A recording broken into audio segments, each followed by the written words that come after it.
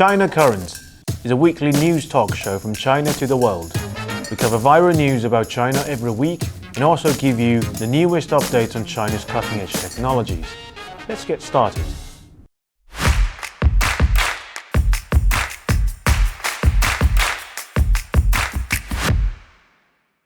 Welcome to China Currents, your weekly news report of what's happening in China. I'm Lisa.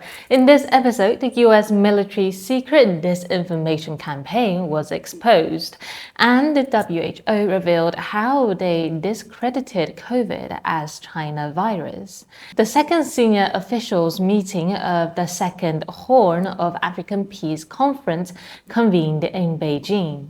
China issued judicial guidelines on imposing criminal punishment on the disheard Taiwan independent separatist. Thailand has submitted a formal letter requesting to join BRICS.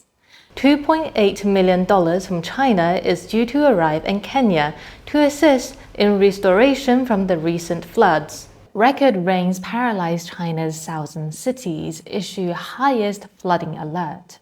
Let's start today's episode with a US misinformation campaign against China. Due to the promotion of some American politicians, the Philippines and China have been in constant friction in the South China Sea recently. However, a recent declassified document showed that in order to undermine the relationship between China and the Philippines, the US military even sacrificed the health of all Filipinos and prevented them from getting effective treatment from China during the COVID pandemic. According to Aretina's investigations, through phony internet accounts meant to impersonate Filipinos, the US military's propaganda efforts morphed into an anti-vax campaign.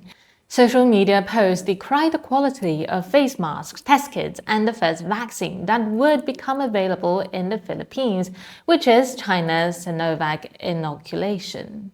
At least 300 accounts on X, formerly known as Twitter, that matched descriptions shared by former US military officials familiar with the Philippines operation. Almost all of these accounts were created in the summer of 2020 and centered on the slogan, "China is the virus." The World Health Organization addressed this issue on the 20th of June, reaffirming the Sinovac vaccine is safe and effective at preventing severe COVID-19 and death. They told China's media outlets that spreading this information is a major threat to healthcare and provided detailed information supporting the safety and efficiency of Sinovac's vaccine. The US military's anti-vax effort began in the spring of 2020 and expanded beyond Southeast Asia and other developing countries. Tailoring the propaganda campaign to local audiences across Central Asia and Middle East, the Pentagon used a combination of fake social media accounts on multiple platforms to spread fear of China's vaccine among Muslims at times when the virus was killing tens of thousands of people each day. A key part of the strategy is to amplify the disputed contention because vaccines sometimes contain pork gelatin. China's shots could be considered forbidden under Islamic law. The South China Morning Post reported that the Pentagon, in response to a query about the Aretina's report, stated on Sunday that it conducts a wide range of operations, including operations in the information environment, to counter adversary malign influence. A spokesperson from Chinese embassy in the Philippines issued a statement criticizing the US for undermining Filipinos' basic human rights of health and life by spreading deadly disinformation, despite its claim of respecting human rights. Manila's embassy in Washington did not respond to media inquiries about its awareness of a Pentagon operation.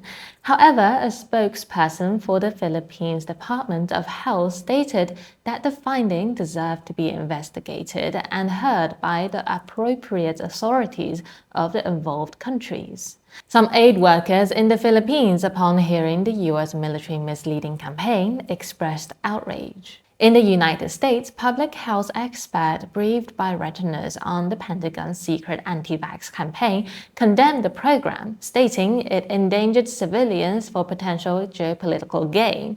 They emphasized that an operation intended to win hearts and minds ultimately put lives at risk. During the campaign, the US military's phony accounts amassed tens of thousands of followers.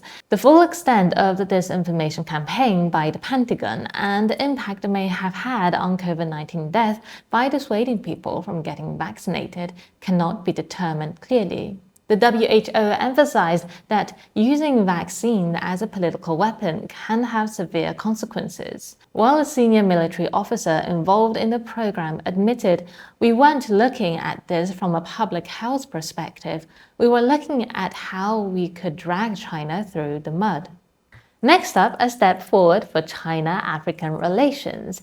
The second senior officials meeting of the Second Horn of African Peace Conference has convened in Beijing on the 24th of June. Senior officials and diplomats from the Foreign Ministry of Ethiopia, Djibouti, Kenya, Somalia, South Sudan, Sudan, and Uganda gathered to discuss regional stability.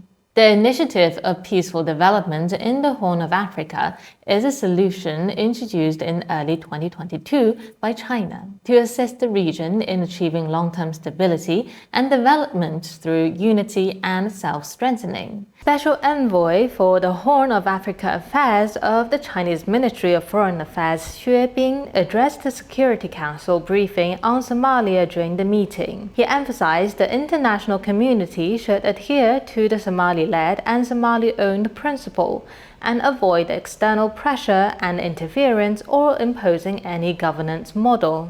Xue also highlighted the challenges posed by recent terrorist attacks by al-Shabaab in Mogadishu and other areas, which have resulted in numerous civilian casualties. He called on traditionally developed country donors to respond to the Secretary General's appeal to close the funding gap and stressed that the international community should continue to support Somalia in building its security forces, carrying out counter-terrorism operations, and gradually taking over security responsibilities independently. Next up, on the 21st of June, Chinese authorities issued new guidelines on criminal punishment targeting deterred Taiwan independent separatists. In a notable provision, Article 6 specified that individual convicted of the crime of splitting the state may face the death penalty if their action caused particularly grave harm to the state of its people, or if the circumstances are deemed particularly serious. The document details clarify defined scenarios where a small number of deterred Taiwan independent separatists, through activities such as organizing, plotting, or executing schemes of de jure independence, or seeking independence with foreign support, or by force, should be held criminally accountable.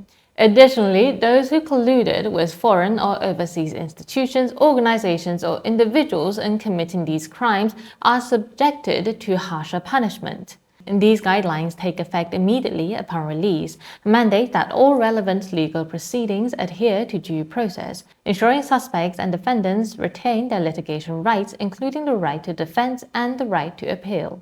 Next up, a significant geopolitical shift. Thailand had submitted a formal request to join the BRICS group, marking Thailand's aspiration to become BRICS' first Southeast Asian member. Thailand aimed for membership by October, coinciding with the BRICS summit in Russia. Thai Foreign Ministry spokesperson emphasized that joining BRICS would enhance Thailand's role in South-South cooperation and global governance. According to a government statement, this aligns with Thailand's commitment to multilateralism and enhance the voice of developing countries. BRICS, originally comprising Brazil, Russia, India, China, and South Africa, recently expanded to include Saudi Arabia, Egypt, the UAE, Iran, and Ethiopia. Other countries such as Venezuela, Kazakhstan, and Belarus have also applied. Although the Bangkok Post warned that joining BRICS could harm Thailand's international standing and cause political concern, Chinese analysts noted that BRIC membership could offer Thailand new opportunities in investment, export, and technology. Thai Foreign Minister clarified that the move is not about taking side, but about economic opportunities and justice for developing nations. He reiterated that BRICS aims to foster a fair, multilateral global order, not confrontation. Observers highlight that BRICS expansion reflects the Global South's call for greater cooperation and a fairer global order. Thailand could pave the way for more ASEAN nations to join. Next up, on the 21st of June, Minister Counselor at the Chinese Embassy in Kenya said 2 ships carrying 2,014 metric tons of aid are currently en route to Kenya's port city of Mombasa and will dock in early weeks of June. This aid from China, worth 370 million Kenyan shillings or $2.8 million, is to help with restoration efforts following recent floods that have devastated the East African nation. The latest data released by the United Nations indicated that an estimated 291 lives had been taken since the onset of heavy rains in March, which continued into May. The Chinese embassy also donated over $38,000 to the school in Nairobi slums, aiding its reconstruction after the April flood and the provision of desks, chairs, and books. In addition, every student will be given a new backpack to restart their studies. The China Embassy hopes that the students here will excel in their studies and grow to become pillars of strength for their families and the country. The floods caught us at a time when we were just about to open school. Director of Projects at Kenya's Ministry of Education expressed gratitude for China's timely aid. Next up, on the 24th of June, China issued its highest level flooding alert as torrential rainstorms have battered the southern parts of the country, particularly affecting the middle and lower reaches of the Yangtze River since mid-June. Since the 16th of June, Hunan province had been one of the hardest hit areas, with almost 600,000 people affected across 14 cities and 58 counties. In response, over 300 excavators were urgently deployed to various reservoirs, holding back 660 million tons of flood water before it attacked densely populated areas. On the 19th of June, the Chinese government allocated around $50 million in emergency relief funds to ensure the supply of drinking and domestic water for disaster victims. Previously, a total of $14.7 million were allocated to support the urgent restoration of flood-damaged roads. As of 18th of June, 9,072 rescue teams, totaling 437,000 personnel, have addressed 23,000 incidents in Hunan province. The leader of the drone rescue team stated that they have used thermal imaging drones to search every collapsed building, leaving no trapped individuals behind. In Qiyang, the local village chief organized evacuations door to door and set up warning lines around submerged rice fields. After the flood water receded, he immediately organized villagers to recultivate the fields. On the 20th of June, China's Minister of Water Resources Li Guoying declared a resolute commitment to winning the battle against flooding and ensuring the safety of people's lives and property. And that's all for today. Thank you for watching this episode of China Current. If you have any thoughts or comments about our show, please reach us at the email address below. And we look forward to hearing from you and see you next time.